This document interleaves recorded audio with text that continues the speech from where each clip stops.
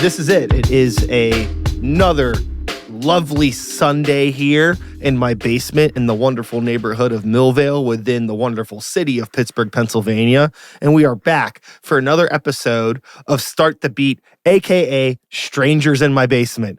Everybody, please make some noise. The one and only Noki is in the building. What up, guys? How's it going? Good. It's going really, really well. What the fuck happened with this camera? Oh, no, what happened? Oh, because I told you to fucking move over. Jesus Christ. It's been a long weekend for me too, man. So trust me, it's okay. All right, let's slide. All right, this looks good. I'm leaving this in the fucking edit. I love it. Let's do it. I love it. Oh my God. Yeah, this is so. Yeah, if anybody doesn't know how the sauce is made, which at this point for me they probably should. You know, I don't have a crew by any means. We're running multiple microphones, multiple cameras. I do all of this shit myself. I control all the fucking cameras. Anybody sees me moving my hands around down here, that's what I'm doing. I don't think I've ever actually properly explained this on an episode, but I'm editing in real time, and sometimes it just doesn't work out. I feel you, man. And I have a feeling today's conversation is going to be really similar to that. A lot of doing it yourself, working it out. Yep. It's not working. It is working. But anyways... We are here. Again, Noki is in the building. The cameras are working in position properly. Looking fly in that jacket and the hat and the hair. Jesus Christ. I woke up this way. I don't mean to disparage anyone that's been on my show, but you might have the gold medal for best dressed. I feel like maybe I'm like the Tommy Lee of EDM for Pittsburgh. I don't know.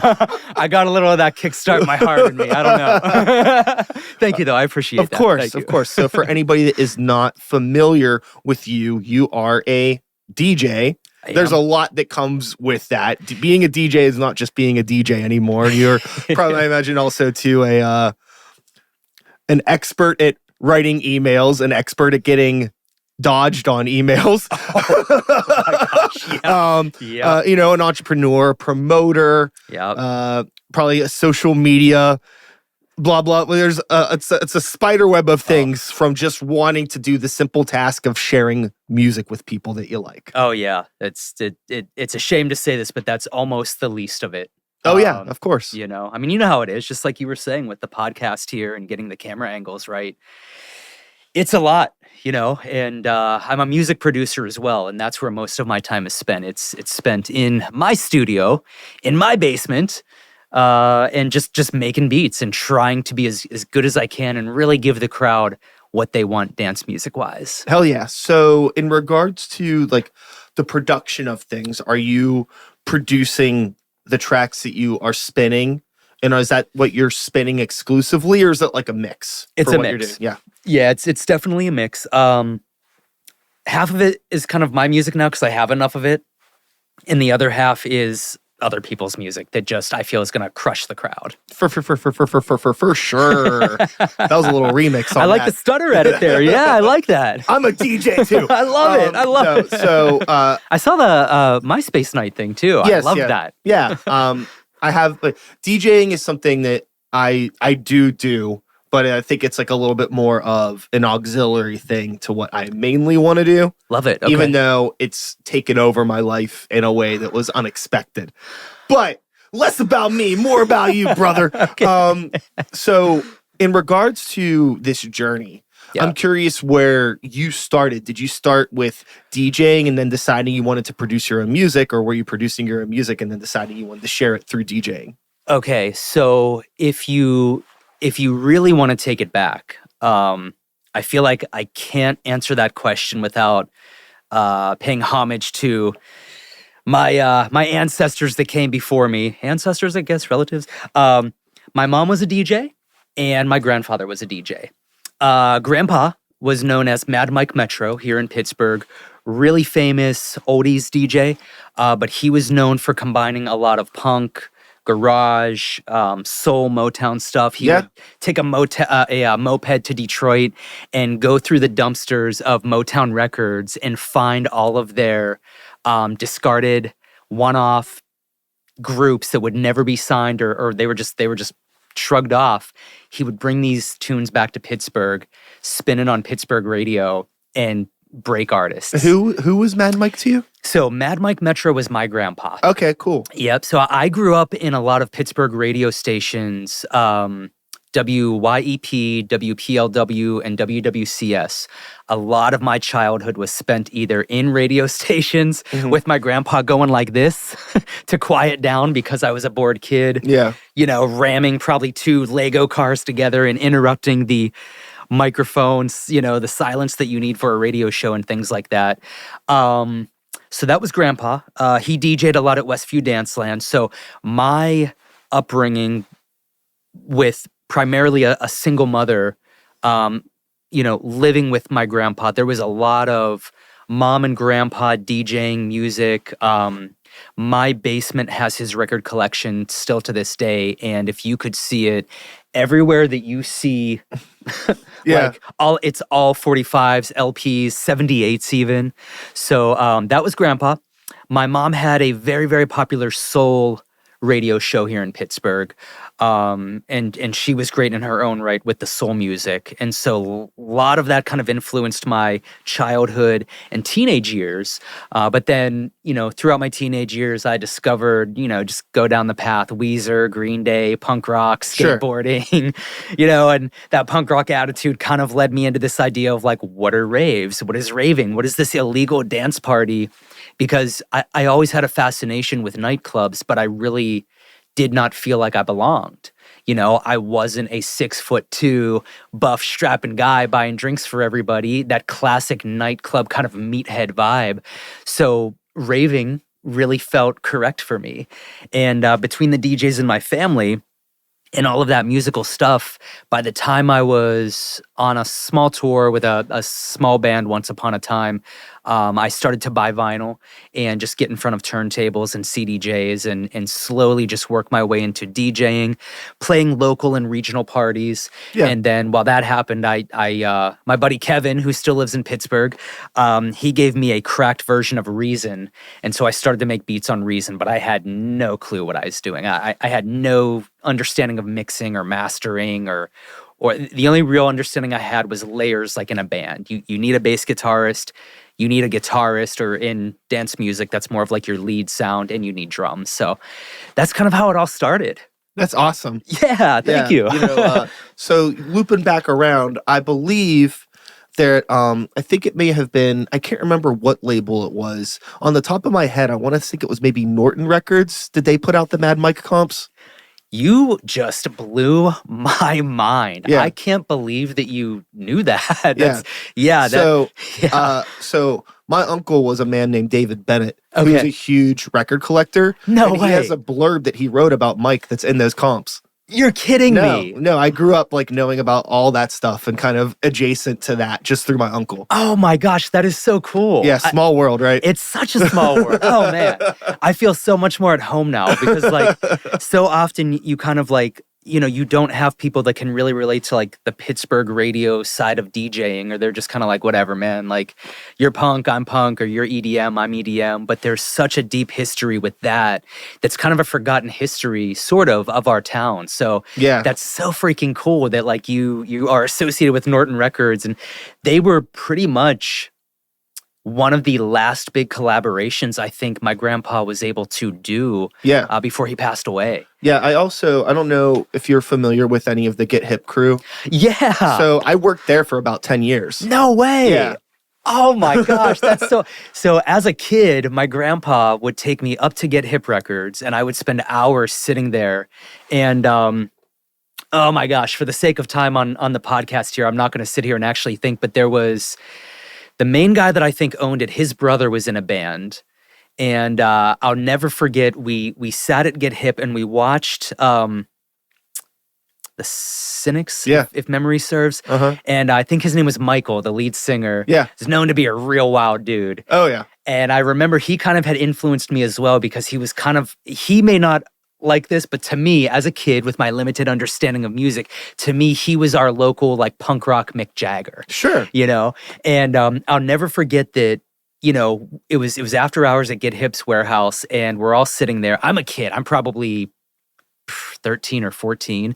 And Mike gets up on the mic, you know, and the band's tuning their instruments and getting ready. And he's got a 6-pack of Heineken.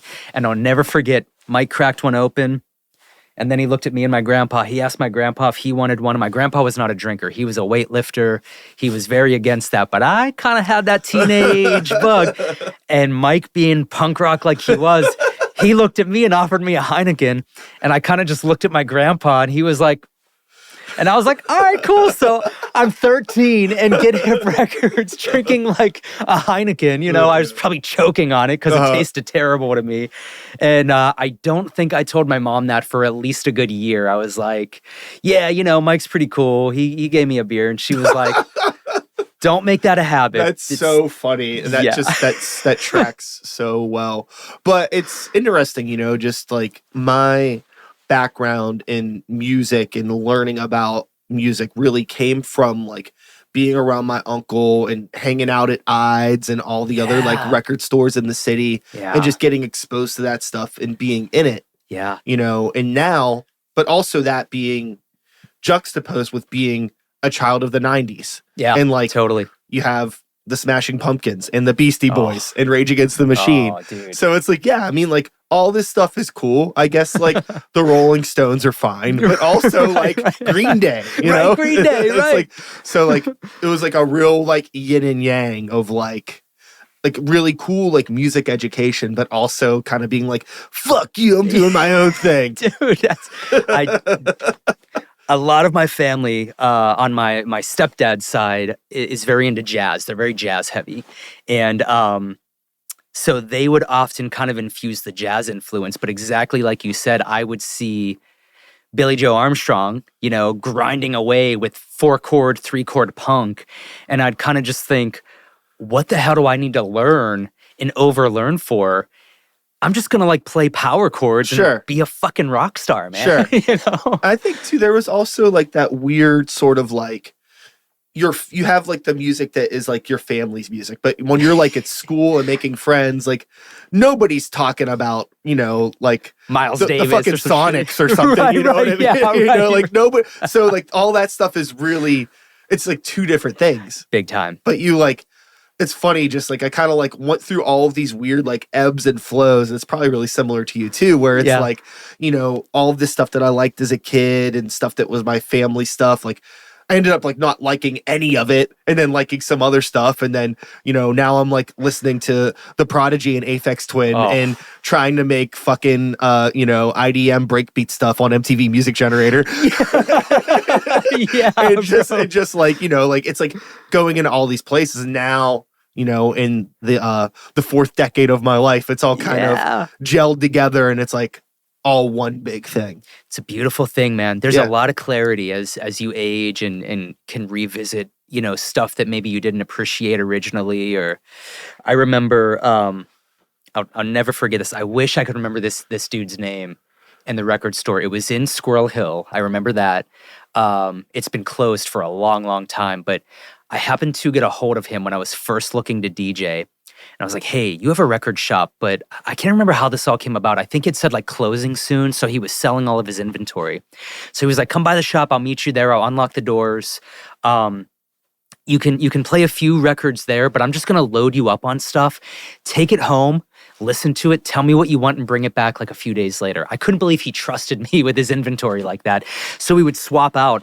And I remember coming back and I returned most of the inventory.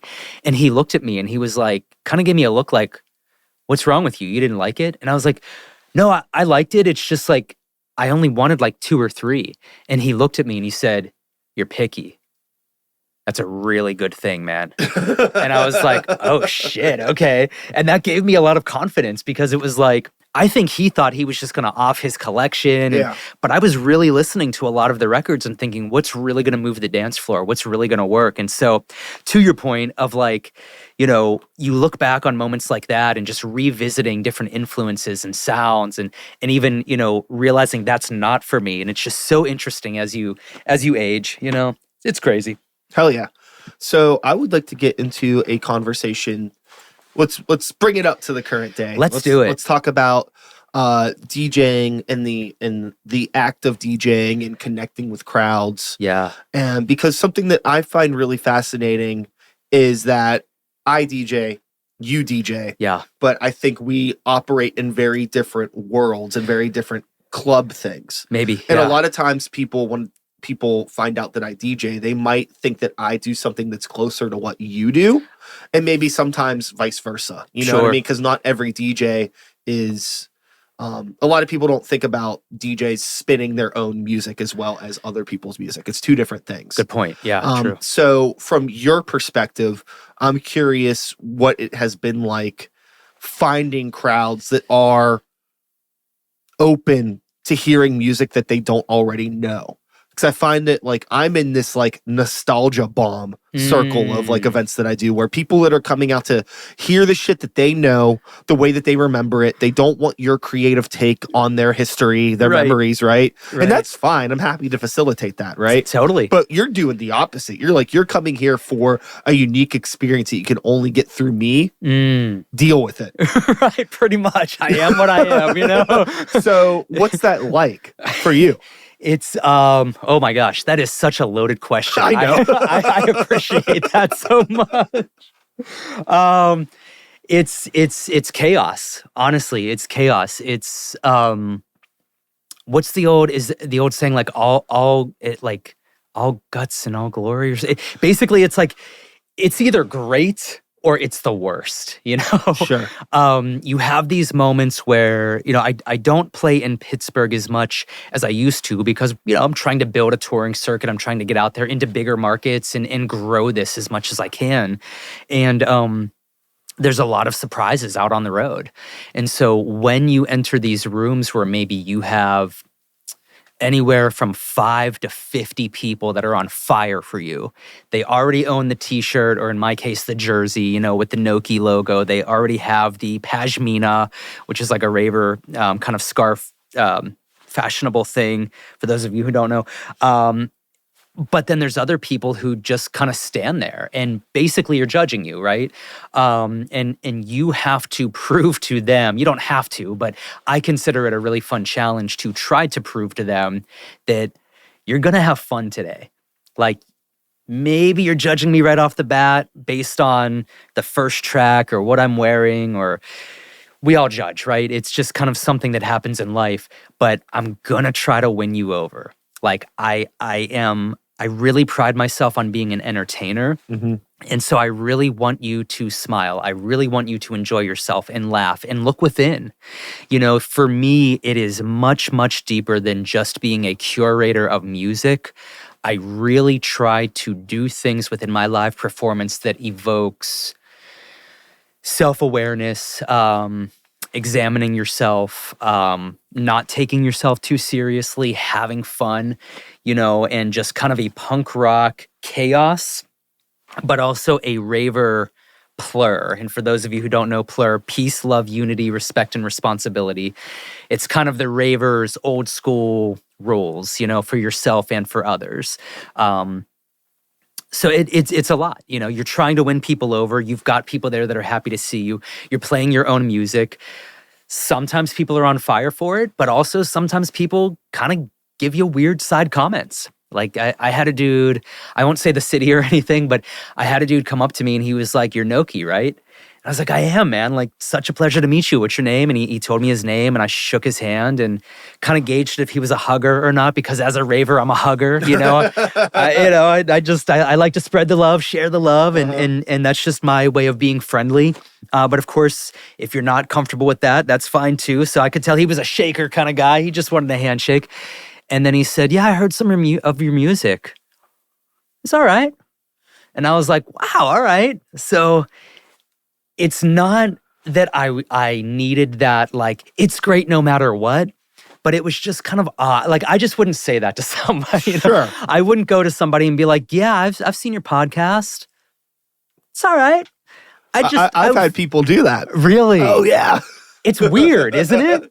Yeah, it's like, okay, there's a couple things in that, right? Where it's like, you know, back to the people that are in the crowd at a show that you're trying to figure out, like, what you need to do to make them enjoy themselves. It's like everybody has a reason for leaving the house. Yeah. Right? Like Yeah, you came here for a reason. Like what was that intention? Was it to dance? Right. Was it to meet up with friends? Was it to make new friends? Sure. Whether they be dance floor friends or bedroom friends Sure. or both, whatever. Yeah, You know, everybody has some agenda. And True. sometimes that agenda has nothing to do with you.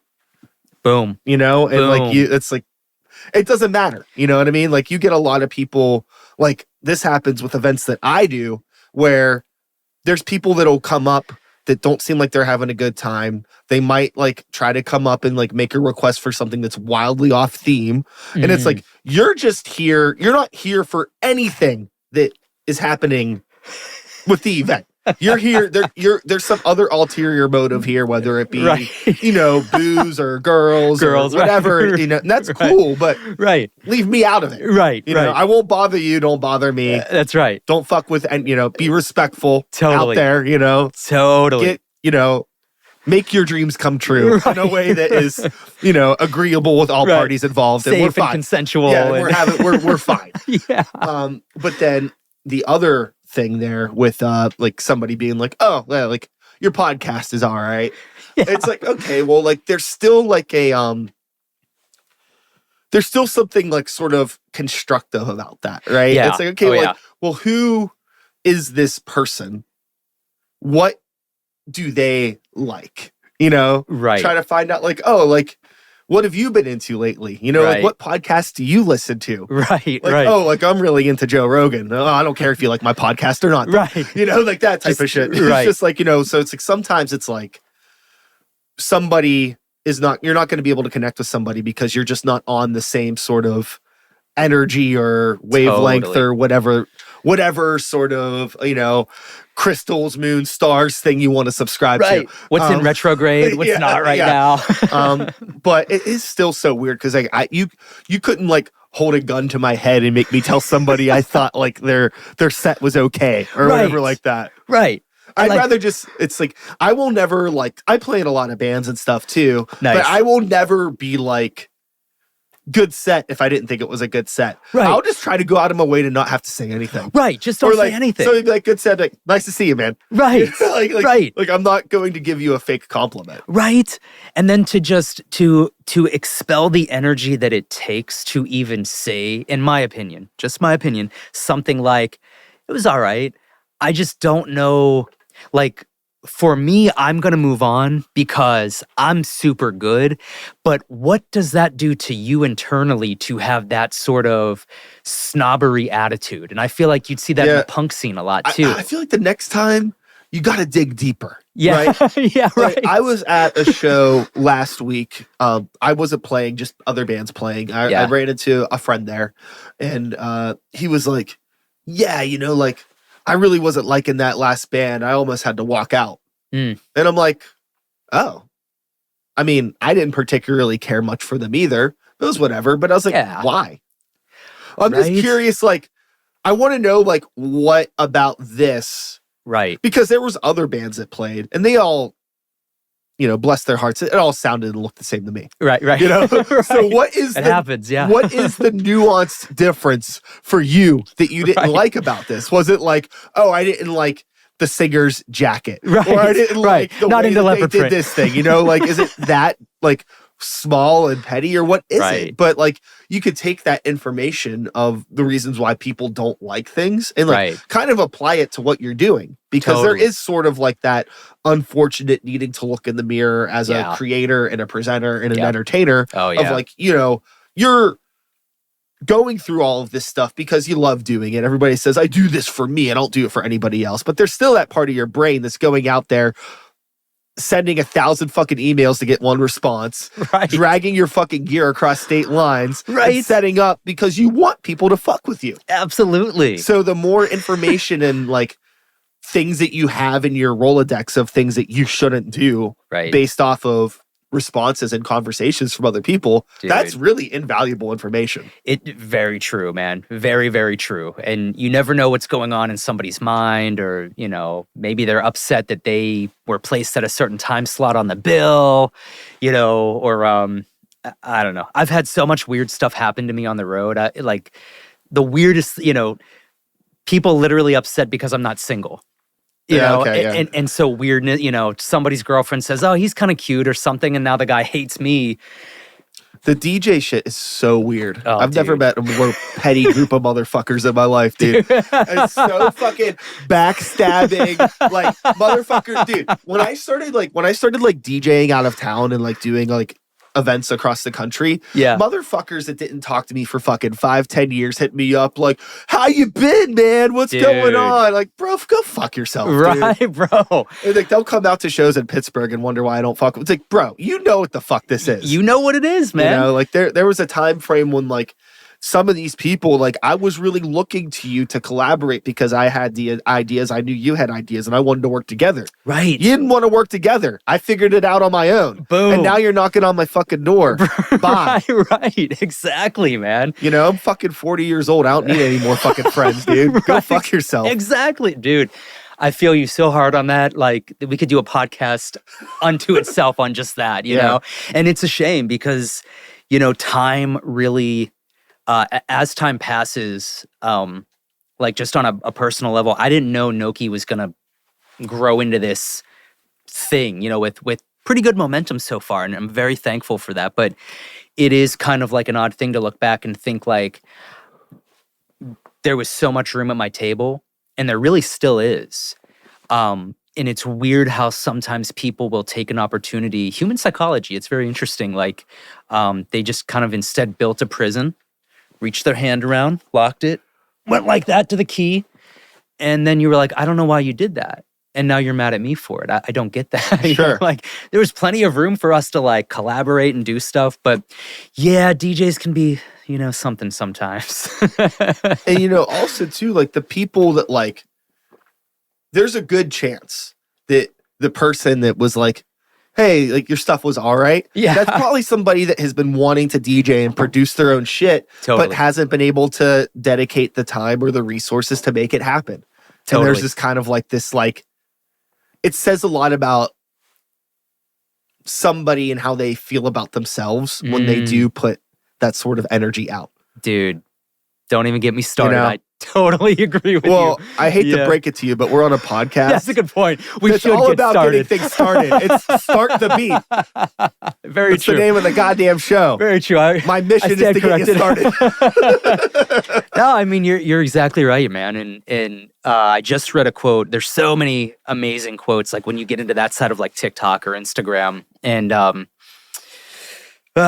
just paraphrase it for now. But it was kind of like, look, when you have a situation like this, look at the person that's standing alone versus the group.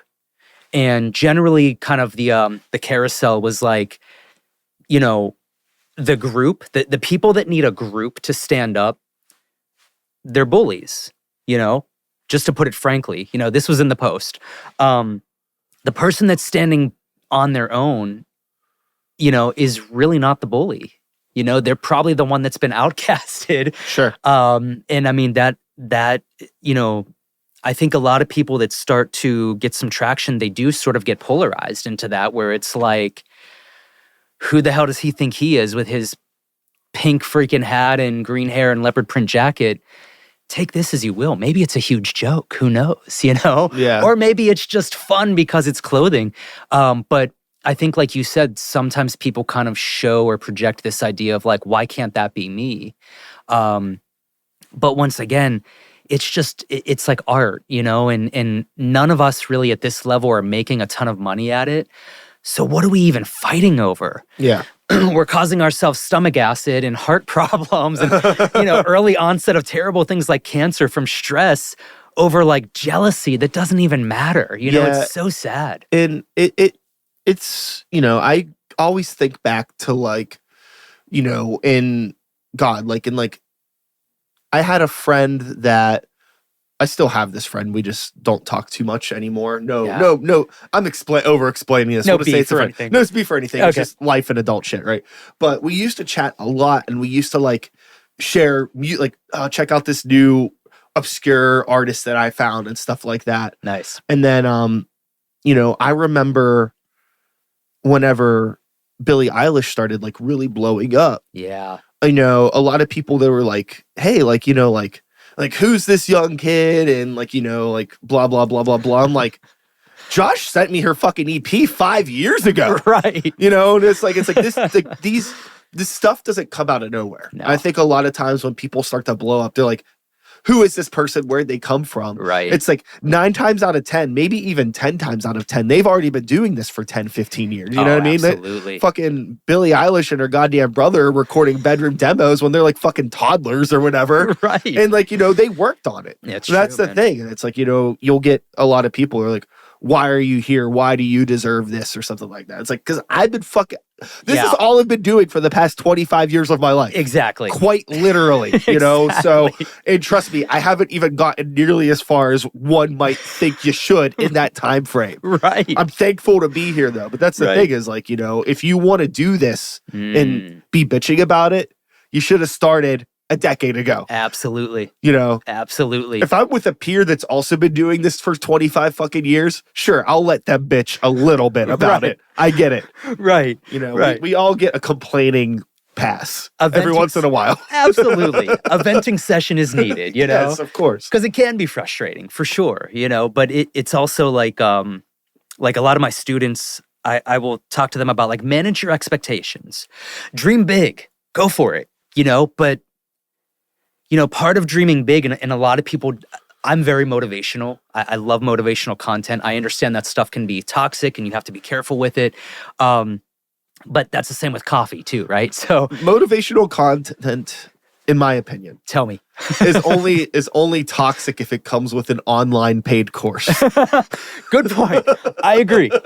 Absolutely agree. Go on YouTube, look up the free stuff. But even, I'm sure there's still even some positivity, and I don't fucking know. Right. There's no one right answer for any situation ever. That's the thing. That's really what it is. In wanting a roadmap for creativity is a fool's errand. It's very hard. And the one thing that I try to tell a lot of the students though is like, understand that loving the creative, loving making music or podcast or photography or whatever, it's great, but don't compare.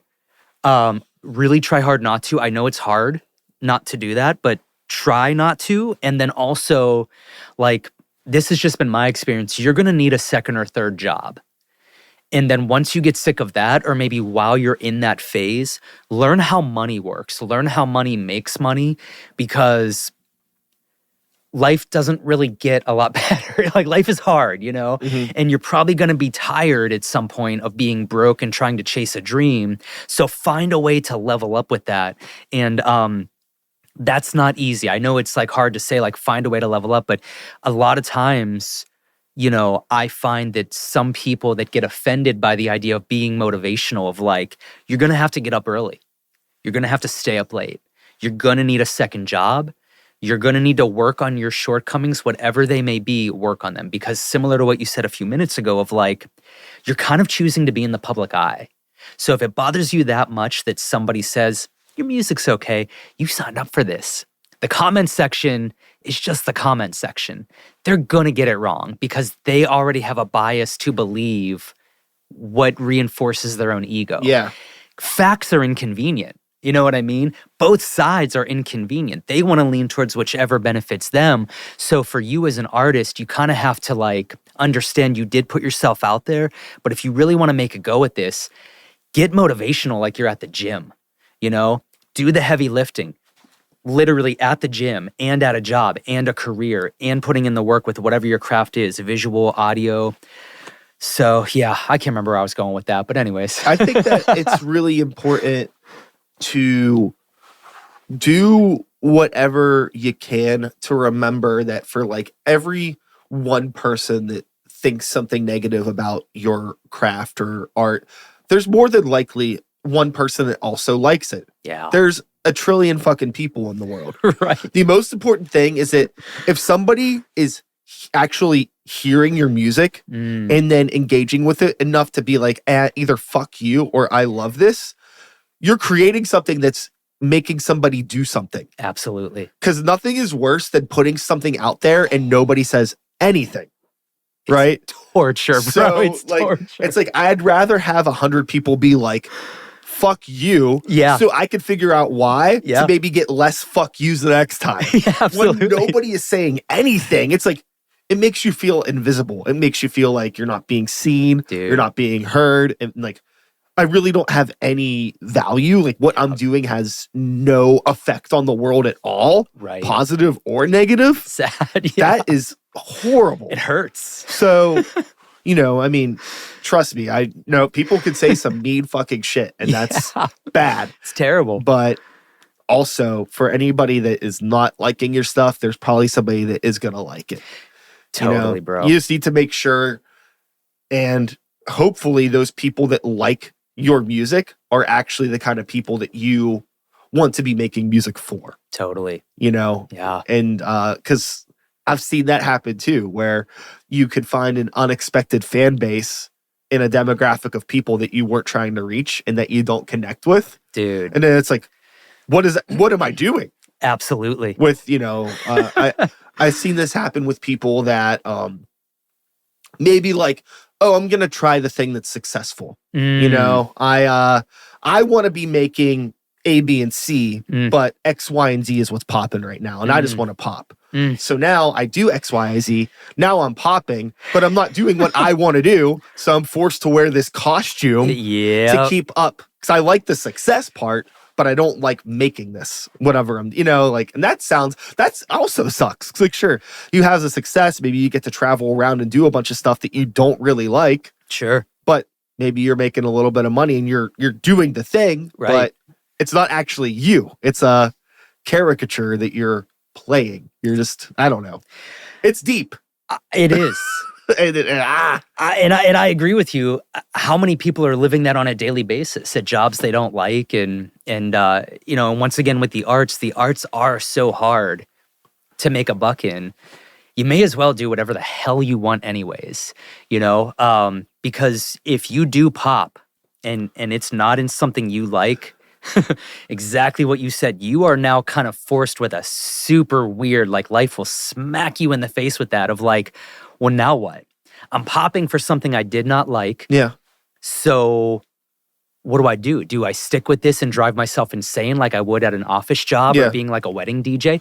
Nothing wrong with being a wedding DJ if that's your thing. But if it's not, do you want to haul speakers and play Take On Me, you know, or whatever, which is a great song, don't get me wrong.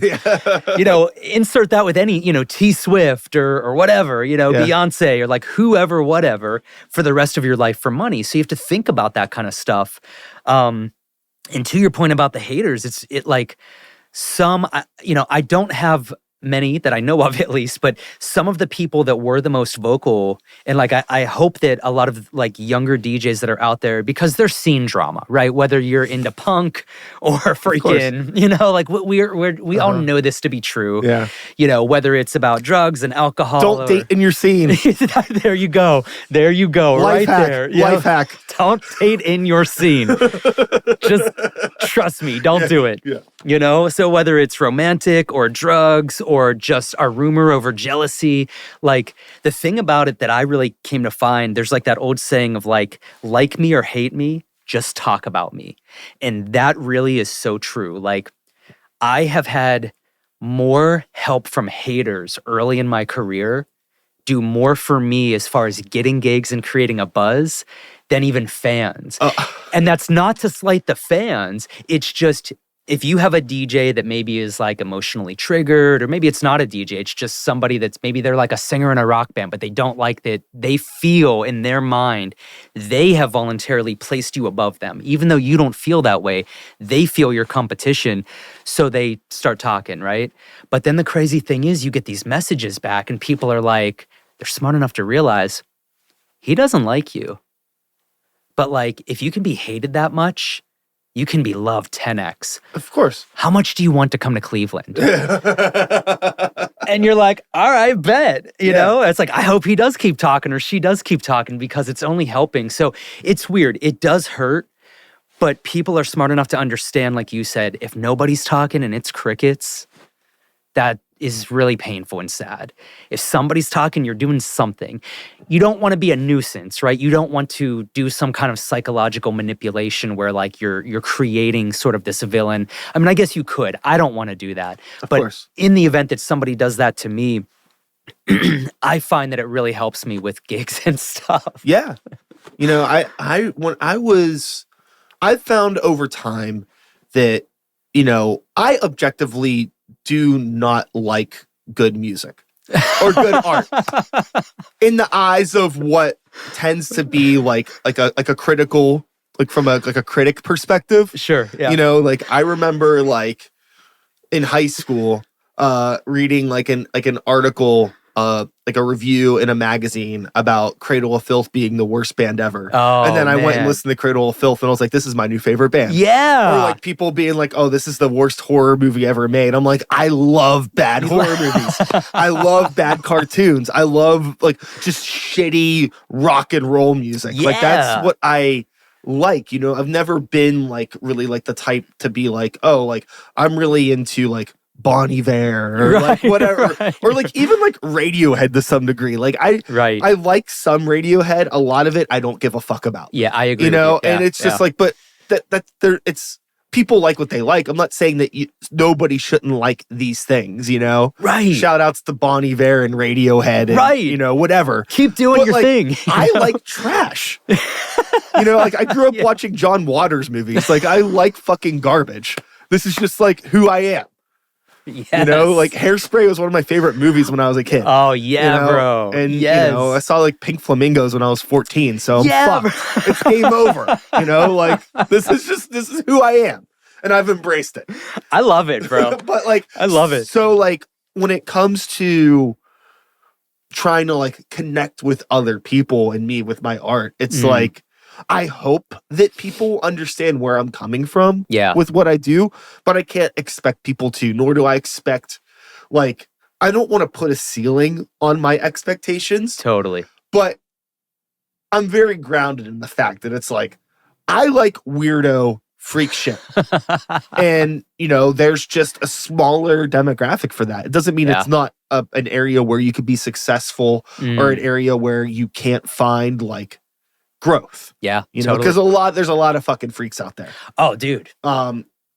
It's just not at that level of like if you're going to be the type of person that's like comparing successes between like other DJs or podcasters or bands or whatever, right? Totally, it's just man. like it's its own thing. It is.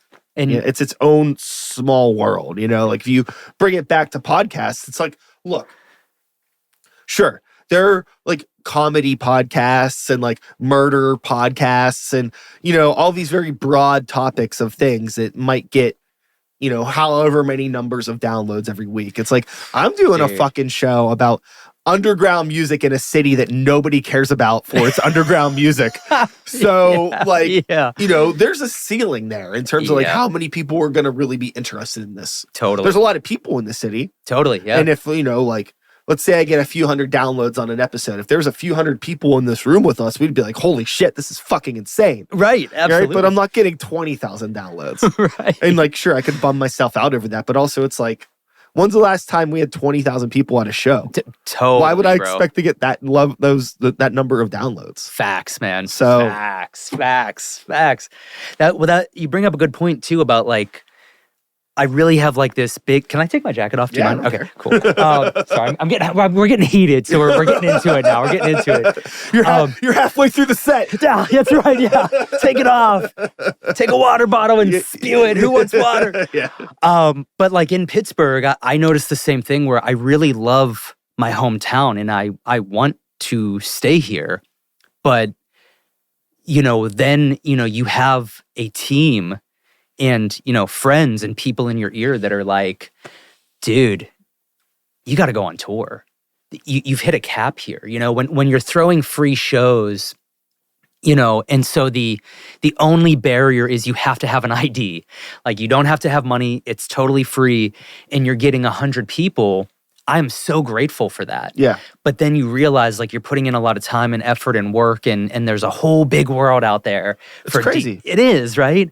So you don't, you know, it's weird. You don't want to leave your hometown, or you don't want to, like you said, kind of like with a ceiling, but then you realize there is a ceiling. So you'll come back and do shows and visit and do the things. And if I can always help it, I want to keep my shows free if I can. I'm not making a promise that I'll always be able to, because obviously investors will get involved in different clubs and people are going to want their payout and all of that. But like, you want to do the best you can for your city and put it on. But then you also realize that the best thing you can do also is probably tour, just like we saw with Mac Miller and Wiz Khalifa. And, Jeff Goldblum lives out in LA, and Andy Warhol went to New York. And so, yeah, I really feel you when you talk about that kind of stuff. Yeah, there's just it's like, I really, really enjoy being here because I grew up here. My friends and family, my whole network is here. Yeah. Right. But like, as an entertainer that has toured the country and seen different cities and different markets, I'm like, there's just cities that have a different energy. Oh, right? Like, dude, like Atlanta is one of my favorite places in the fucking world. Nice. The energy there is unbelievable. I do a bunch of different events there. It's like, I do my Space Night, as you mentioned, here. Right. I've been doing that here since 2017. It looks amazing, by the way. It's a great time. It's amazing. I got to come out to the next one for sure. Please do. Not to invite myself. Yeah, I want to come and party for sure and have fun. Let me know. Thank you, bro.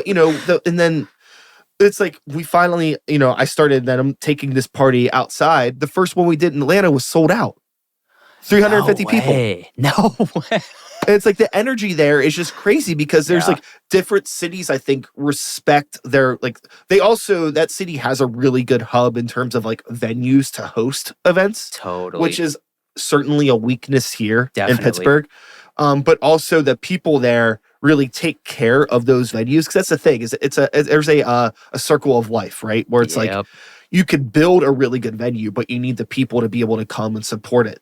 Right. Because how many times have we had in the past decade cool rooms that open up that are like great sound system, great, like everything is there. We just need the fucking people to show up. And then they don't show up. They don't show up. And up. then 6 months later, the place fucking closes. They're gone. It's like, that's the cycle of a lot of Pittsburgh stuff here. I'm happy you said that because honestly, I see the same exact thing. I think back to Club Laga and Nick's Fat City and the Rex. And I get it. Nick's Fat City is different now, but it's still a building being used. Or like, what was that place in Oakland back in the day? It was like, I think it's like a quick, like, kind of mom and pop Chipotle place now, but it looks like a castle, and it used to be. It was the Beehive. The Beehive, that was it. Yeah, not to be confused with the Beehive on the south side. Were they the same owner? But they were? Okay. Yeah, the Beehive in Oakland was the shit. It was the shit, wasn't it? Had a fucking movie theater in there. Yeah. And my aforementioned uncle took me there to see Lost Highway when it came out. I was like 10 years old. Yes. Yeah. Going back to why I'm a fucking freak. Man. But yeah, no, like that's I grew up around all of that. Yeah, man. It's and like you said, you just see that cycle of people don't like. It's funny, like like kids that like still like go to like Pitt and stuff. This will actually be a good segue because we gotta talk about that. But Oakland in the 90s, 80s, 90s, like me growing up, going down there when like there was so much culture, bro, and like the kids that live there now, I mean, there's still a cool scene in ways. People were making it happen in basements and things like that, but just like it was so fucking different. You know what I mean? Like, again, like, I went to raves at Laga. Oh, I love it. I love it. I went to shows at Laga, like, like that was one of the few places where like, like you could hang out till 6 a.m. underage. Yep.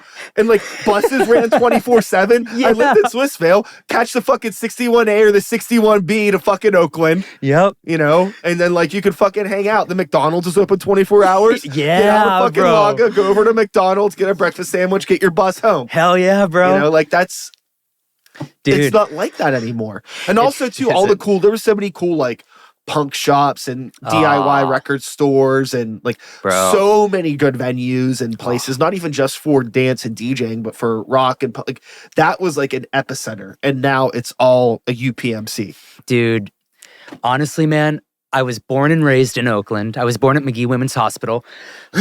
And when you talk about Oakland in the 90s and the early 2000s, Oh man, you've got me going now. Like, I can just remember being like a little like 14-year-old punk rocker with like same color green, but like mohawk, spiking it up with like Elmer's glue, and going to see like probably like Anti-Flag or like the Casualties, you know? Yeah. And I'll never forget my first time experiencing like true Plur was actually at the end of a Anti-Flag show. I jumped up on stage and I gave Justin Sane a big hug. And I was just like, bro, I was just a kid, you know, but I was like, thank you. And he was like, oh, thank you. And you could just tell the gratitude exuding from him of like, thank you, man. I can't believe you came out tonight. And at 14, he really made me feel seen and really made me feel like I was somebody special and that I could do it too. And like you said, man, I mean, you could hang out at Laga. You could sneak into the upstage right downstairs.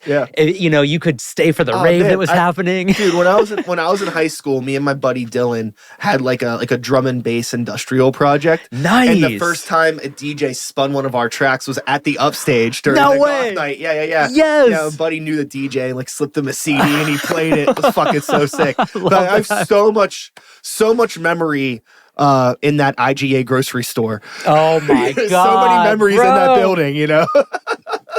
Dude, I used to, the shows would let out and I wouldn't want to go home. And so I'd want to like chase girlies, right? So I'd go into the back streets, like I'd cross Forbes Avenue and go down like Atwood or Semple or wherever. I grew up on Semple Street. And, you know, of course, like I'm hitting on college girls. So they don't want anything to do with some like 15-year-old punk rock kid, you know? Yeah. But it was funny because I'd always try to track down construction workers, and I'd give them whatever money I had and be like, hey, can you go into the original and get me a 40 or like some beer? And I'll never forget it. This guy, he did not speak English. He was so freaking nice. He gave me my case of Heineken. Shout out. It must have been from the days at Get Hip Records. But he gave me my change back. And I was like, homie, you just bought a teenager beer. Keep the $4 because like I just want to be sure that we're cool. And he's like, so fucking funny. I couldn't believe it, man. Such a nice dude. Like I wasn't quite taking Spanish classes yet, but I would have found a way to. And I think he understood how happy I was. Sometimes you don't need language to exude that. But I was like, keep the money. No, this is for you. And I'm like, but you bought me the beer, bro. Yeah. Like.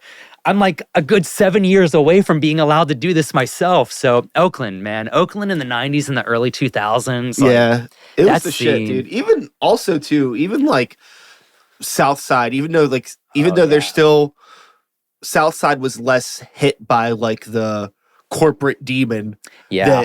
That, but there's just not South Side, I think, is kind of on a spin. Agreed.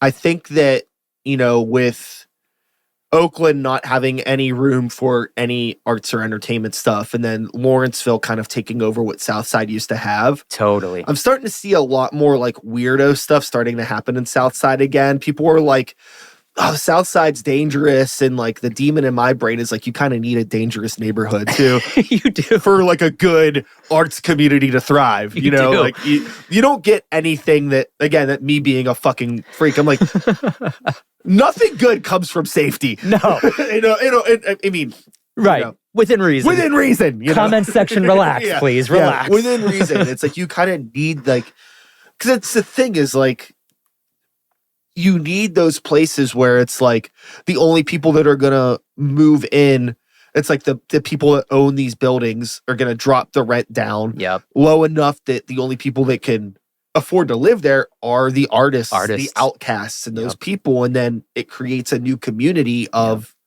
that sort of a outcast environment. Because like I hear stories about like the South Side in the 80s and it being like really, really bad. And then like it became a big arts district. Interesting. I think that's the same way Lawrenceville was. Yeah. Lawrenceville went from being really, really bad to kind of a cool underground arts district to now it's just it's yuppie-ish. Yeah. Punky, yuppie, hipstery. I don't know what the, you know. Yeah, something weird. It's, you know, it's all taco shops. Yeah, right. It's like, it really is.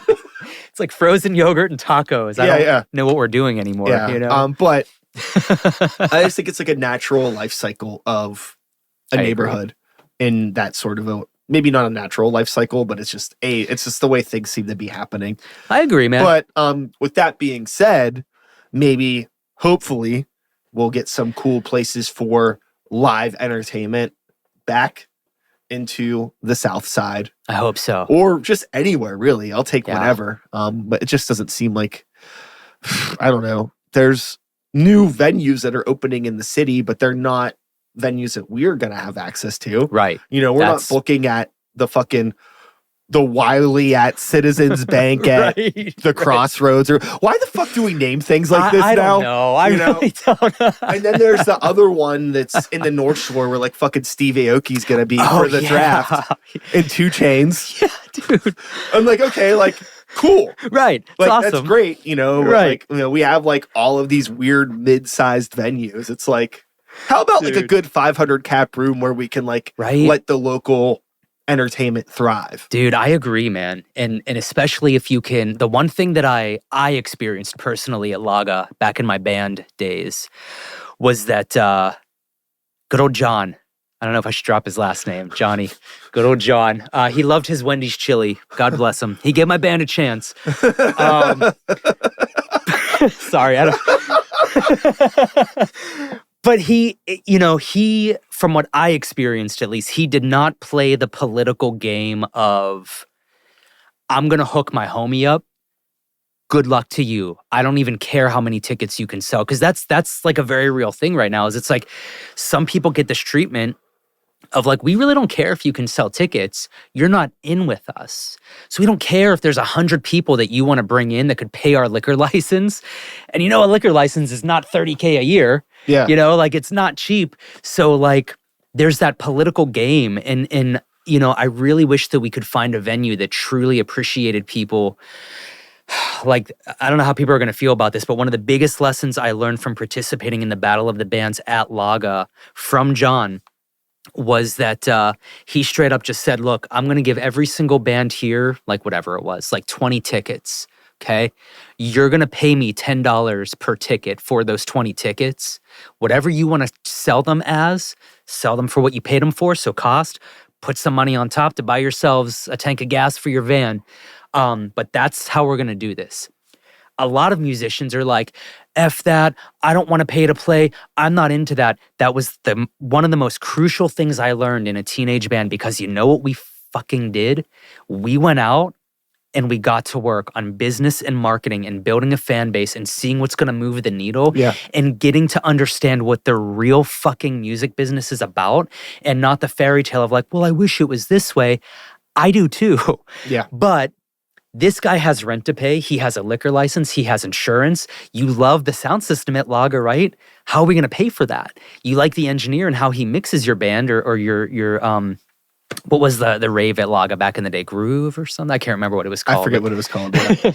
But like all of that stuff takes money, and to resent the idea that like they expect me to build a fan base. Yeah.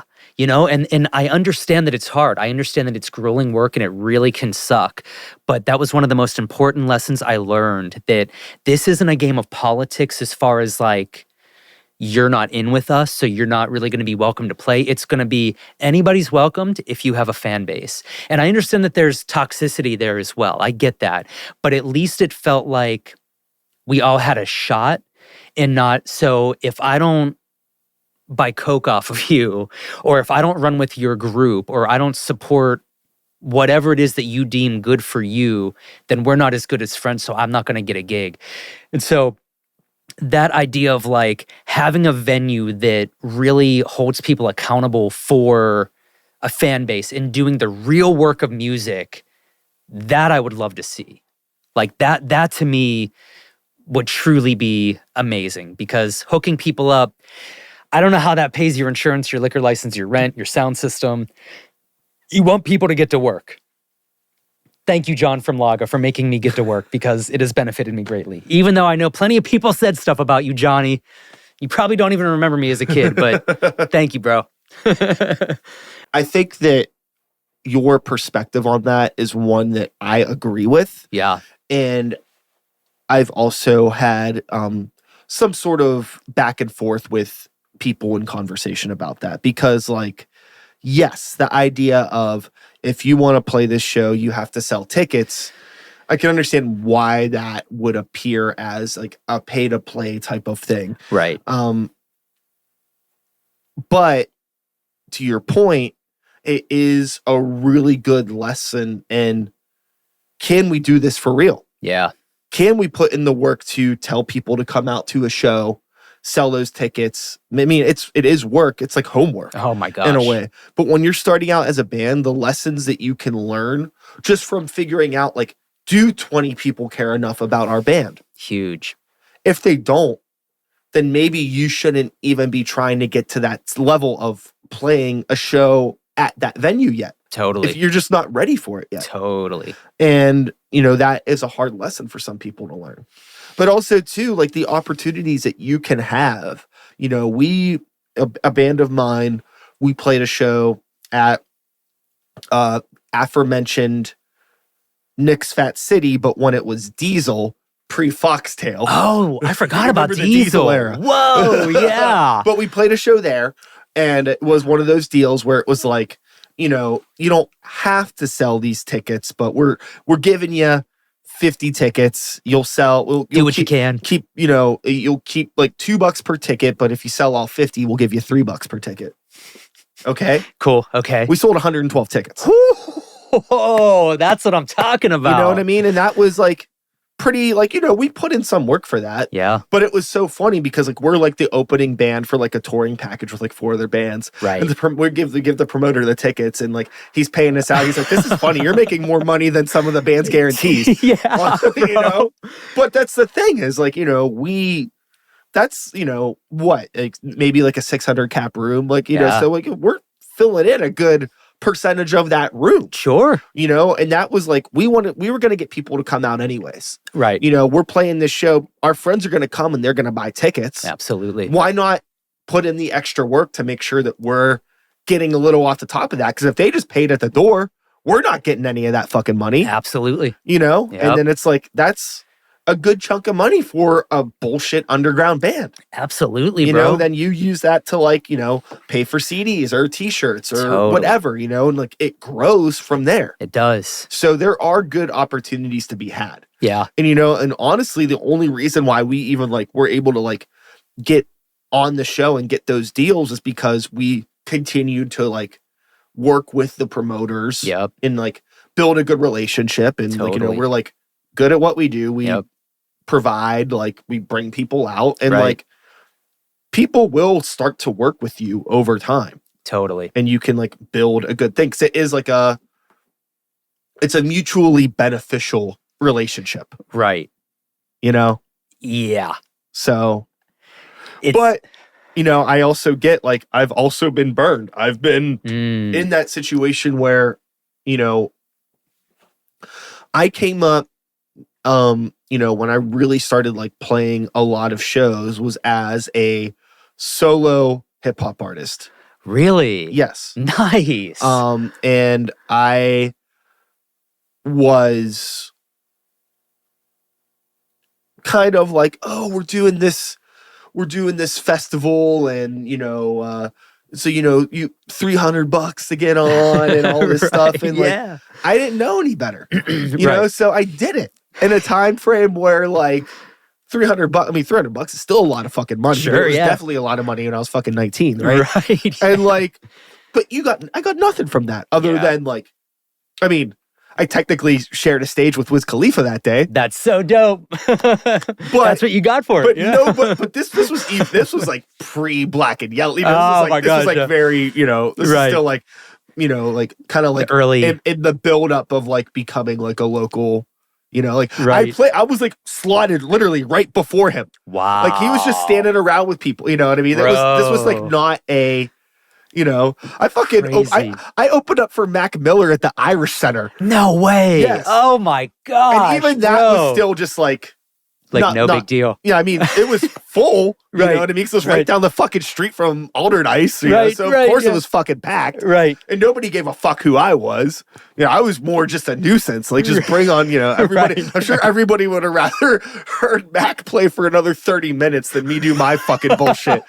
You know, but at the time, it was still just like, it was a local show. Right. In all regard. Right. And I was just there. You were just there, man. But I love that was the era, and like there was a lot of tomfoolery going on, especially in that scene. Yeah. And you know, I didn't really get anything out of that. Yeah.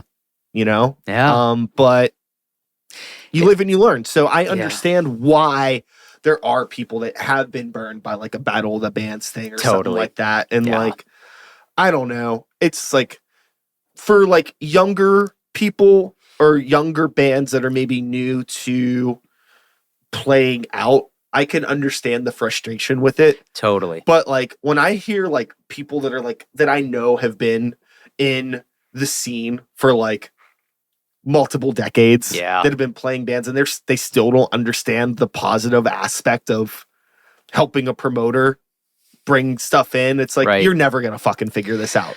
If you're not willing and able to do your part to, you know, I don't know.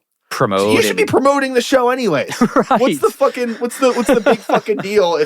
And especially nowadays, it's fucking easier than ever. When I was fucking 20 years old, it was a nightmare because I didn't even fucking have a car. I'd fucking take the bus around to meet people to fucking sell tickets. Now you can just fucking Venmo me. I'll have it for you at the door. It's a done so deal. easy. You don't have to leave your fucking house. You can fucking hustle 100 tickets from your couch. Dude. Just send some messages. Okay, so real quick, because you just totally surged my memory back. So getting back to like, okay, so I find a construction worker, he buys me a 40, doesn't buy me, well, I give him the money, he gets me a 40. I would drink that, right? And I would sneak up into the Cathedral of Learning and print just hundreds of flyers. And I would do like 4 to a page or even like 8 to a page, even little things like real little guys. And on nights that Laga would let out that I wasn't going to go to the show, or like, you know, just whatever, wasn't on the show, I would stand there and just pass, like you said, promoting, just boom, boom, come to our show, come to our show, come to our show. And then at the end of the night, which was literally only like 20 minutes later, because you're only hitting as the show gets out, you look at the sidewalk, it's littered with your flyers, you pick them up. If the ones that aren't too dirty, you reuse. Like that kind of mentality. And also growing up as like a restaurant, in like a restaurant family, you develop an appreciation for how much a liquor license is and insurance. And so anyways, to your point, you know, the people that don't get it, I totally understand it because, you know, not everybody has this sort of entrepreneurial like upbringing, you know, and that's, you know, whatever, everybody's experience is different, totally okay. But it really, really helped me understand like, you know, I'm slaving over these hot deep fryers to have the money to pay for my car so that we can do the thing. I'm being a little punk about it and finding any way to cut corners, like printing flyers at the Cathedral of Learning at like 2:00 in the morning. They did not lock up. So I would go up there and steal just hundreds of pages of paper from them. I'm sorry, University of Pitt. I love you guys. I love the cathedral. I didn't mean it, but I did do it. I'm sorry. Hell yeah. But yeah, that idea of like, you know, if you still don't get it after a few years, and I've lost some friends over this where people are just like, you're too intense, or like, I'm good being a bedroom DJ, but I still expect a gig. I had one DJ say to me, like, I depend on the money I get once a month from playing for 1 hour. But like, I was like, yeah, but then you've got to do the work. Like, there's a lot of work to be done here, man. And he just didn't want to do it. And you can see kind of friendships erode because like, I'm going to keep grinding like you would in a restaurant or like, you know, doing concrete work or whatever. You know, where you are comfortable to step off of this bus, I respect fully. I respect it. I don't hate you for that, but it's a little bit much to have your hand out and expect while also being like, I don't want to do the work either. Like, I'm hungry, but I don't really want to learn to cook. It's complicated. It's weird, you know? And undoubtedly somebody will hear this convo and probably take it the wrong way and be like, that's just terrible. Like, you can't tell artists that they have to build a fan base, but it's like, it's the same thing as a restaurant. You know, it's like cooking food and being like, I don't really want to promote to customers. And now I'm mad that my restaurant sits empty and everything I bought off of the back of a Cisco truck a week ago is spoiled. Yeah. So I'm throwing it away. And it's your fault that I can't pay rent and insurance. Study business, you know? I don't know. I don't know what people think happens when you become successful. Sorry. I know that was loud, but that's, yes, right there. Like, there is no, that's the thing is like, in a way, it never really stops being pay to play. Never. It's the thing that is changing is really just the method of currency. Yep.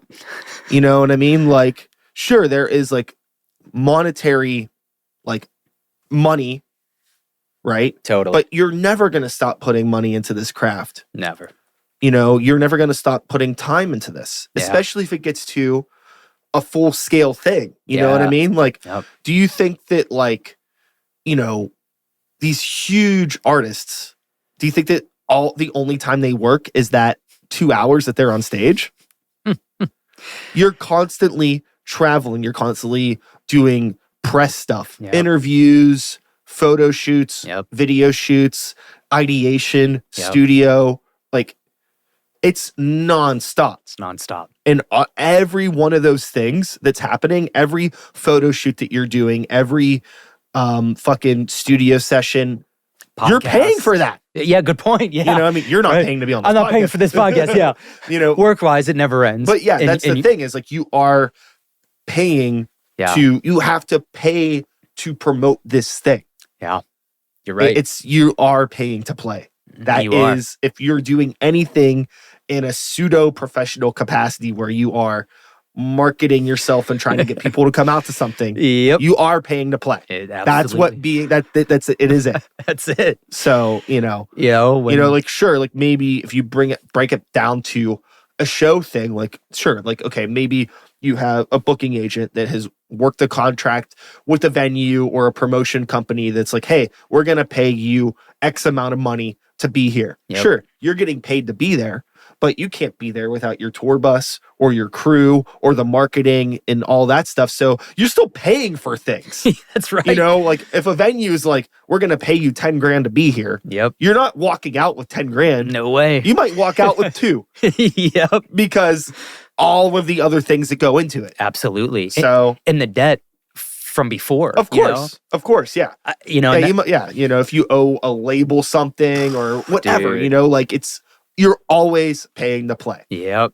You know, as a wise man once said, "Mo money, mo problem." It's true, man. So it will. I don't know what the fuck people think happens. I don't know either, man. I don't get it. And to that point, with the one guy who kind of was just like, "This is where I step off the bus," but I kind of still expect. And it was like, I understand that extra $100 to you is like a real treat, but like you have to understand that like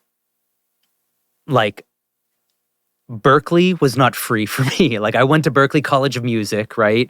That wasn't free. You know, microphones are not free. Buying music, DJ gear, all of these things. So for you to kind of get on the show and sort of, and this was a very unique way, but to expect kind of in the way that we've been talking about, where it's like, there's so much previous debt to this. It's like owning a boat. Like, I don't know, I lived in Florida for a long time. And it's like, there's this old saying that like the best day of a person's life that owns a boat is when they sell it. And to a degree, unless you're really masochistic and you're a workaholic, and not just kind of a workaholic, like, you know, oh, I work 40 hours a week and I'm tired. Like, that's your normal job. And then put another 40 on top of that to do your artist thing. You have to be pretty much psychotic. Like you're gonna have to go and you're gonna have to put up with stuff, and there's gonna be debt, and you're gonna keep dumping money into this thing. But you either decide that you love it and you want to keep going, just like owning a boat, or you're gonna decide, you know, this isn't for me, and then step off. But, you know, if you're gonna step off, do it gracefully and do it understanding, like, you know, I think I do just want to become an electrician. I'm good being a bedroom DJ. Nothing wrong with that. Yeah. But to hate on somebody trying to go higher and go further and really go for it, it's just wild business. But it motivates me. It drives me. The easy metaphor that I always think of is like, you know, it's really like the mountain. Mm. You know,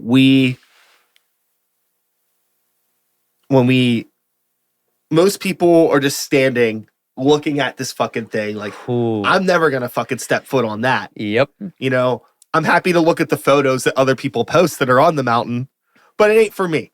Yep. You know, and then some people might start. There's different levels. There's different paths, different trails, different elevations. Totally. But at some point, the higher you get, the harder it is. Oh, yeah. And there's going to be less people naturally. Like there is a threshold for how high up the mountain can you get. Absolutely. But it's like, I'm just happy to be on the mountain. We're trying. So few people even bother stepping foot on the fucking thing. But for some people, it's like, I'm tired. I can't go any higher. Right. And it's, hey. It's all right. Yeah. No big deal. Respect, respect for even getting to where you have. The reason why the top of a mountain is so small, because it's not made for everyone, I That's suppose. it. Oh, I like that.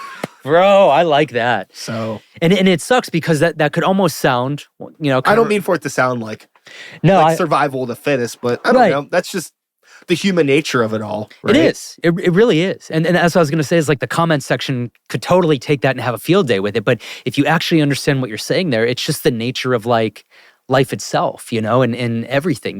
You can only have so many things. There's only so many microphone companies. There's only so many DJs that are really eating well off of it. There's only so many houses in Southside, I mean, everything has kind of a limit, and recognizing where your limit is really important because it's not for the weak. It's really hard, really expensive. You have to be really psychotic. If you're not down with sleeping in cars, if you're not down with health stuff that inevitably will happen because you sleep in cars and eat like crap on the road, and if you don't enjoy what you're doing, yes, and if you don't believe in what you're doing, that's going to be very transparent to other people. Totally. And they're also not going to enjoy what you're giving them totally. Or believe in what you're giving them. Facts. So I think that it's really important that, do you have the capability to really put in the work? And that's not even about art. That's go back to restaurants, or even just like a corporate ladder type of thing. Totally. Whatever the fuck it is, totally. Success in any medium just requires a level of dedication. It does. That for some people, they just don't. It's just the threshold for what they're interested in doing. Because I think that's the thing is like for me, it takes a lot for me to question why am I doing this? Because I love what I'm doing. Absolutely. You really I gotta be pretty close to fucking rock bottom or have a pretty bad scenario happen, which it does happen. Oh yeah. Where I'm like, what the fuck? You know what I mean? But my threshold isn't like a promoter asking me to sell 20 tickets. Like I'm not gonna sell all my fucking gear and quit my band because somebody asked me to help promote a show. I like get on your phone and be like, I am so triggered. They asked me to sell 20 tickets, dude. Which I mean, that is a threshold for some people. Yeah, right. But for me, that's not. It's a little bit. The threshold's a bit higher. It's a bit higher. There is still one. Right. And you're right. And I don't want to sound insensitive to that. It's just that I mean, just when you're really into it, you do things like try to go to Berkeley, right? And not that you have to. I'm just saying I wanted to do that because I was really feeling this whole music thing. And so when you start to kind of, it's like running, right? You build your lung capacity as you go and you start to really see what this is outside of our hometown or really any hometown. You realize that like it's just a really, really wild and chaotic and psychotic and masochistic business, and it's fun, but it's also wacko. for me, going back to earlier in our conversation, what I'm thinking about is that person that gets up in arms about needing to promote their band or I'm not going to do this. Are they mad about being asked to sell tickets, or are they mad because they know that they don't have the fan base to sell to and they're trying to make it somebody else's problem? Wow. It's kind of like going back to somebody being like, "Oh, your stuff's okay." Right. Like, is that about you? Right. Or is it about them? Right. Right. And like, they know that they don't have anywhere to grow. Right. But it's like, and they don't want to do that work. Because you really got to look in the mirror. Like, why don't I have, Right. you know, like if you have a band with fucking 5 people and you're selling 20 tickets, right. Come on. you know, do the math. Right. You don't have fucking 4 friends? Right. Right. Exactly. And some people don't. I don't know if I have 4 friends. Right. But, you know, it's just like, but that's hard. But instead is. of being like, shit, I'm going to have to really put in the work and right. get outside of my shell. Maybe fail. You know, which is okay. You know, I understand and empathize with the artist to introvert pipeline is there's a lot. Right. But you have to become an extrovert. You do. In order, and you're really pushing some people out of their shells. Yeah. You know, which is like sad because, you know, I think it does hold a lot of people back. I love like all the commentary about like, do you think we'd have like a Bob Dylan, a Jimi Hendrix, or a Kurt Cobain if they had to have TikTok accounts? You know, like you know, like it's like some of like the great what a lot of people consider the greatest artists of our time, right? You know, would have not really been able to thrive in the way that you need to promote stuff. But that's a whole different conversation. But going back to I love it though. You know, it's just like, are you actually mad about having to sell the tickets? Or is this a conversation that you need to have with yourself that maybe your band is just not ready because you don't have the fan base yet? Bullseye. Yeah.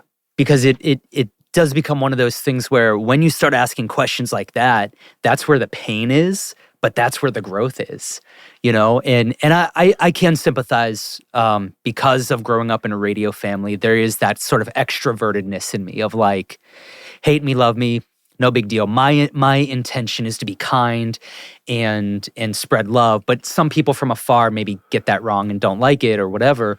But growing up in that extroverted sort of way of like radio voices and commercials and stuff like that, you know, I do kind of forget sometimes to have full sympathy or empathy for people out there that maybe do struggle to go up to somebody.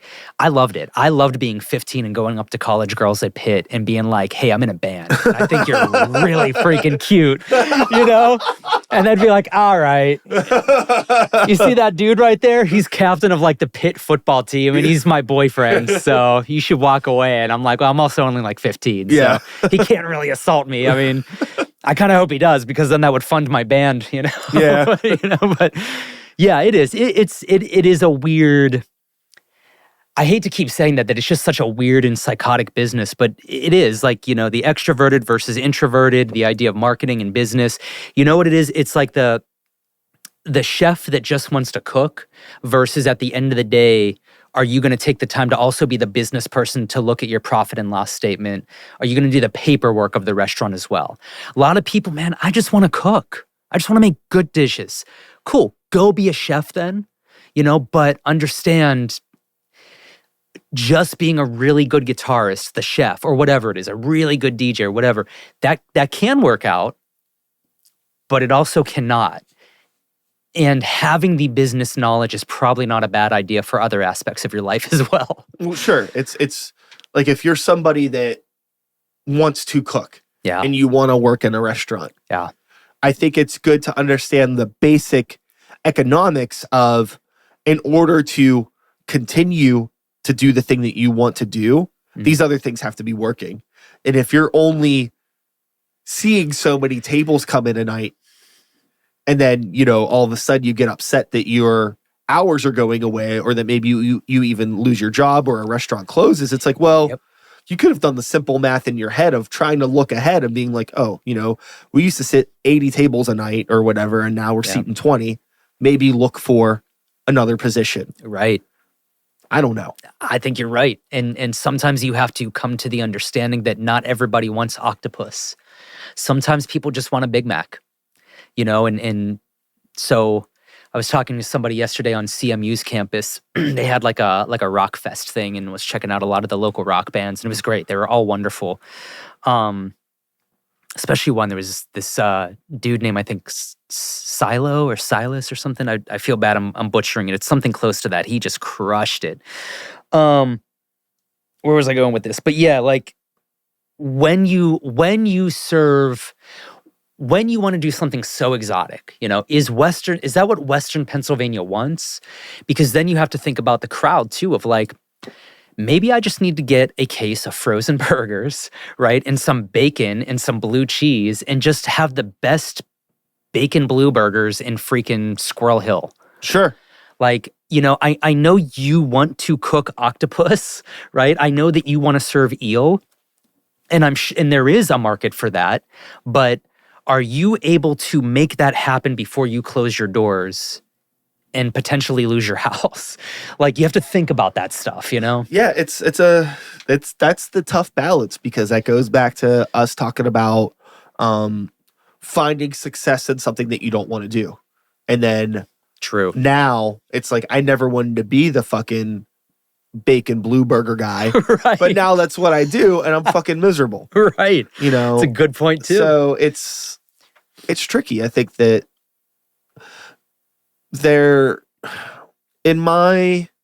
I try to think about the way that I interface with art.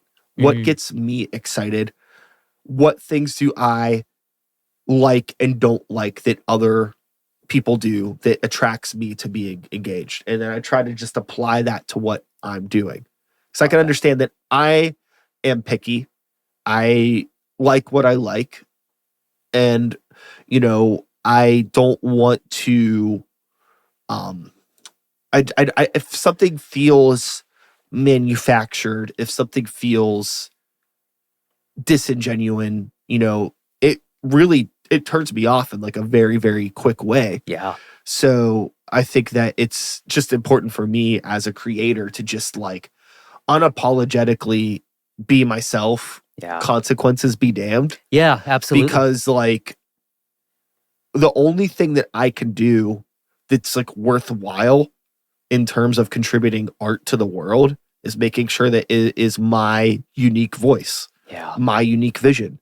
Because the world, in a lot of ways, and I've said this before, certainly doesn't need any more new art. There's plenty that exists. Like, we're good. We're done. We don't, there's no shortage of great music in any subgenre of any category. There's no shortage of great burgers. Right. No shortage of tacos if you go to Lawrenceville. That's right. Or froyo for after. These things exist. Right. But there is still space for more if what you are contributing is your unique vision. Yeah. If what nobody could get what you're supplying through anywhere else, because it is you. Yep. Like, I'm Noki. This is my music. This is the way that I'm envisioning these songs that I've come up with. And these are the ways that I'm also incorporating other music that I'm inspired by, that I feel works well with what I'm doing. Yep. And nobody else is going to do a Noki set, because nobody else is me. That's right. So here it is. Here it is. Love it, hate it. And you just have to do that. Absolutely. Otherwise, what are you doing? If you're not doing that. And I don't know. I mean, right? Right. I know there's certainly a lot to be said about, like, you could just sort of like fit into a role, kind of be like, I mean, there's certainly more than enough NPC DJs out there, and you could do that. Yeah, if that's what you want to do. If like your whole thing is like, oh, I want to set up a camera with me and my 5 shitty friends dancing around me so I could post clips, right? And look like I'm a thing, just playing whatever generic music. If that's like your thing, if you want to be like a content creator, right, as a DJ, do it. Do it. Why not? But, that's just temporary. Right. It's temporary as fuck. It absolutely And if is. like you're only interested in doing this for like a summer or two, whatever. Right. Go on. Yeah. But if you like genuinely want to do this as like a lifestyle. Right. Unfortunately, a big part of that lifestyle is the annoying emails, the annoying promotion work, handing flyers to people, like doing the stuff that's not exotic. Yeah, man. Sleeping in a car because you didn't get paid enough at a show to get a hotel room. Uh-huh. Yeah. I mean, to some people that's extreme, but to guys like you and me, that's just rock and roll life, baby. That's just life on the road, and not always, but yeah, you hit a bullseye with that, man. Yeah, for sure. I've fucking God, I mean, horror stories. We're not going to get into it. There's no point. But we have been we keep skating around it unintentionally. Yeah. I had mentioned like, oh, it's a good segue to talk about Pitt. That was like fucking like an hour ago, probably. But we are going to be wrapping up here soon. Okay, cool. So I want to make sure that you can let anybody know about any cool stuff you've coming up, stuff that you're working on, blah, blah, blah. Awesome. Love it. Okay. So probably first and foremost, I'm coming out with music every 6 weeks. So every 6 weeks, be on the lookout because new music is dropping from me. That's the schedule that I'm on right now. I am feverishly trying to keep up with that. But we're doing it. Aside from that, just always touring around kind of the tri-state regional area. In Pittsburgh specifically, probably one of the most exciting things that's happening right now is I'm doing a live idea. I'm literally watching this bake in the oven as you guys are. It's the first of its kind. It's an EDM conga line. So sounds kind of corny probably and weird, but with the background of this, like at my shows, I jump off stage. I usually play some sort of reggae happy tune. Usually it's Sublime What I Got because, from our generation, that was just such an instrumental tune. It's probably why I was having, construction workers buy me 40 ounces from Original Hot Dog in Oakland. I was just a little Long Beach kid living in Pittsburgh. But so I jump off stage and I'll do a conga line and everybody gets involved. We conga, it's fun, it's light, it's a reason to smile and laugh and just let go of stress. And that is the big thing that really makes this stand out. It is EDM, it is a conga line, but really what it is it's a chance for us to connect and to reconjure the habit of feeling happiness. So that way you can sort of recall that, right? I'm really into psychology and the way neurons fire and things like that. And when you look at a lot of that kind of stuff, connections, right? And habits. And so if we don't practice, or at least attempt to practice this idea of happiness, and I understand there can be some pushback of like, that's fake though. Why would you practice something that you don't genuinely feel? But, rub the two sticks together and at least get some smoke. Let's see if a fire can start. Because there are a lot of things in this world to be sad about and unhappy about. And yeah, so let's not dwell on all of that, right? Because there's plenty of resources that we could go to and dwell on that stuff with. Instead, I love EDM. Let me play some music. Let's get in a line. Let's act like a bunch of freaking freaks on a cruise ship, right? And just let go. Is it corny? Yeah, that's kind of the point. Is it sometimes a little annoying to be like, get happy? Yeah, there's some days where I'm like, F this pink hat. I'm not happy, But, in my opinion, you don't want to stay in that state. And, emotion is changed through motion. So let's get into motion. Let's conga. Let's hear some EDM. Doesn't matter if you like the most commercial of stuff or the most underground of stuff. It's all ages. It's free. So all you have to do is follow me on this journey.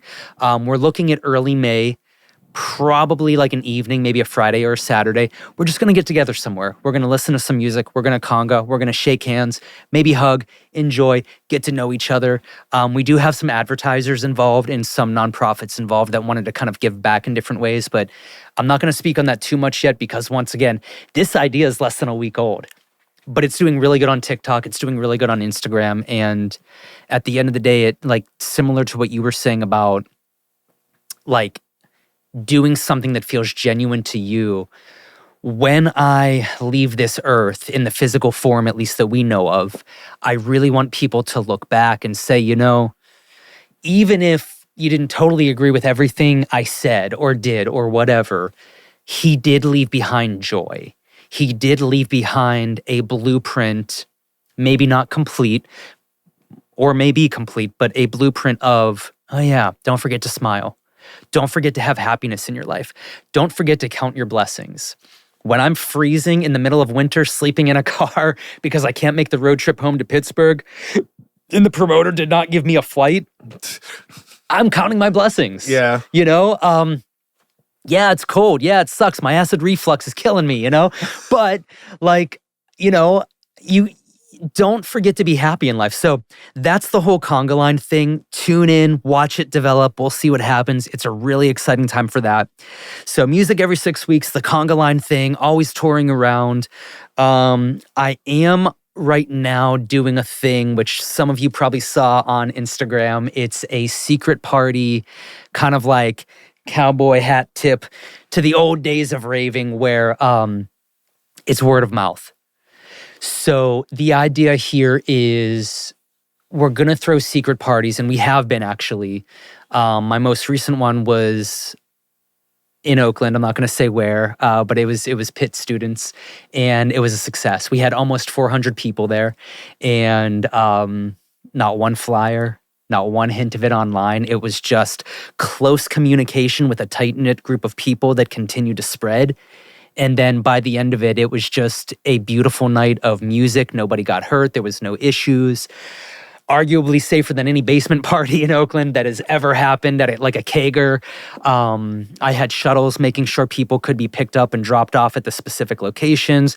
We made sure that every single person got home safe. And, you know, if this did not happen, but let's say, you know, some girl was the last one at the venue getting left behind as me and the team were breaking down, I'm radioing that shuttle needs to come up and get her back to the drop-off point and make sure that everything's okay. So there is this idea of like that double R in PLUR: peace, love, unity, respect, and responsibility. There's this responsibility to like remember our ancestors of rave culture and remember that like you don't always have to have a flyer and you don't have to just be like, come to my show, come to my show, come to my show. You can spread it like verbally. And let's see if the chain cannot get broken. And let's make it a party, whether it's 50 people or 500. Let's play some music. Let's welcome people in. Let's get away from the addiction of these things a little bit and experiment with this. And so that's what I've been doing, and we're doing more.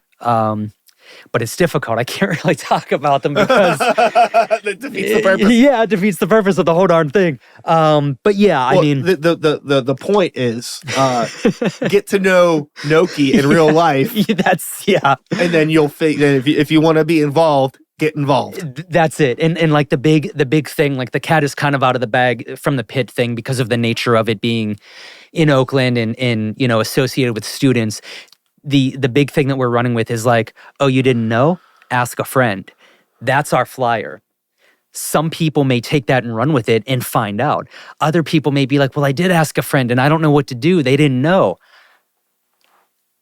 I don't know what to tell you. Ask another friend. Look around, you know? So it's that really big idea of like underground, like ask a friend, you know? And I don't want to urge somebody maybe who's introverted to, like we were talking about, you know, break their comfort, but keep asking around because people know about them and they're going really well. And I'm very, very happy with how it's going. And it's just something different to do.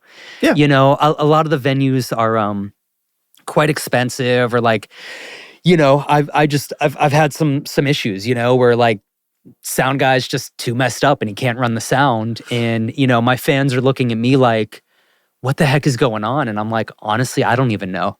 And then you have to have an awkward conversation the next day. So it's like, let's just cut the middleman out for now.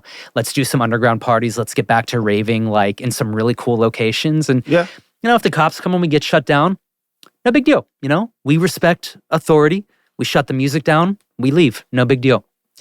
So the effort is not to create like chaos or like rise up against authority or anything like that. The effort is to find spaces where artists are supported in Allegheny County, in a Quaker state where it can be kind of hard to find venues like we were discussing and all of that. Hell yeah. Yeah, so that's me right now. So get at me. If you want to come, get at me. But be ready as well because I'm not just going to give up the information. There's scavenger hunts. We make it really, really fun for people and you really have to dive into the idea of like puzzles and scavenger hunts and going across the city and finding the hidden clues that I hide. So it's fun. You got to work for it though. I'm not just going to give up the details. Well, Noki, it's been a pleasure and a blessing, and it's so weird. That's like these worlds that are so close, you know. That's you always get the like Pittsburgh's a small city, and it is in a lot of ways, but it's really easy to be disconnected from people that you should have been connected with years ago. I agree, man. You know? But hey, now we're connected, and we can talk more Norton records and punk rock for sure. Hell yeah. Well, yeah. Again, thank you so much for coming on. It's been awesome. Thank you for having me. I really appreciate it. I'm going to do my outro, I suppose. Go ahead. With that being said, that is all, folks. One more time. Noki, make some fucking noise. Thank you, guys. Thank you. I'll be back again next week with another episode. Same time, same place, same channel. You know the drill. My name is Brian Sykes-House. Start the Beat is the podcast. 2026 is the year. And until next time, take care of yourselves. Take care of the people around you. Peace out. We did it. That was a podcast. Yeah. Thank yeah. you so much, bro. Of course, man. That was freaking awesome. I had so much fun.